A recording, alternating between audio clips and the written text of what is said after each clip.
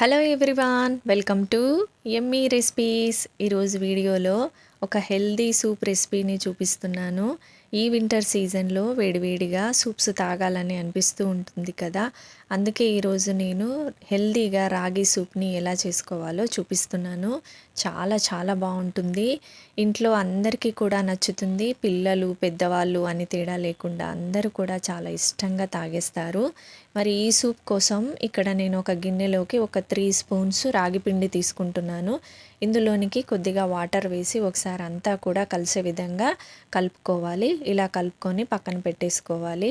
ఇప్పుడు stove on చేసుకొని ఒక గిన్నె పెట్టుకోవాలి. అందులోనికి బటర్ వేసుకోవాలి. బటర్ లేకపోతే నెయ్యి కూడా వేసుకోవచ్చు.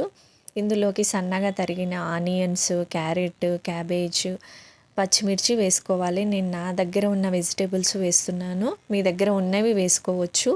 ఇలా వేసుకొని వెజిటేబుల్స్ అంతా కాస్త పచ్చిదనం పోయేంత వరకు ఫ్రై చేసుకున్న తర్వాత ఇందులోకి ఒక 1.5 గ్లాస్ దాకా వాటర్ వేసుకోవాలి.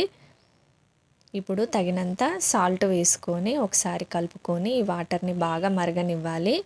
ఈ వాటర్ మరుగుతున్నప్పుడు కలిపి పెట్టుకున్న రాగి పిండిని వేసుకోవాలి. వేసుకొని ఒకసారి అంతా కూడా కలుపుకోవాలి. ఇలా అంతా కూడా కలుపుకున్న తర్వాత ఇందులోకి ఫ్రెష్గా అప్పుడే దంచిన మిరియాల పొడి వేసుకోవాలి. అలాగే నేను ఇక్కడ మంచి ఫ్లేవర్ కోసం జీలకర్ర పొడిని కూడా వేస్తున్నాను. వేసుకొని ఒకసారి కలుపుకొని ఈ సూప్ని కాస్త మరగనివ్వాలి. కాస్త చిక్కబడేంత వరకు మరిగించుకోవాలి. ఇలా సూప్ అంతా కూడా కాస్త చిక్కబడి మరిగిన తర్వాత లాస్ట్లో కొంచెం కొత్తిమీర కూడా సన్నగా తరిగి వేసుకొని ఒకసారి కలుపుకొని మరొక్క నిమిషం పాటు మరిగించుకోవాలి. ఈ కొత్తిమీర ఫ్లేవర్ అంతా కూడా ఈ సూప్లోనికి దిగేంత వరకు ఇలా మరిగించుకోవాలి. లాస్ట్లో స్టవ్ ఆఫ్ చేసేసుకొని కొంచెం నిమ్మరసం వేసుకోవాలి.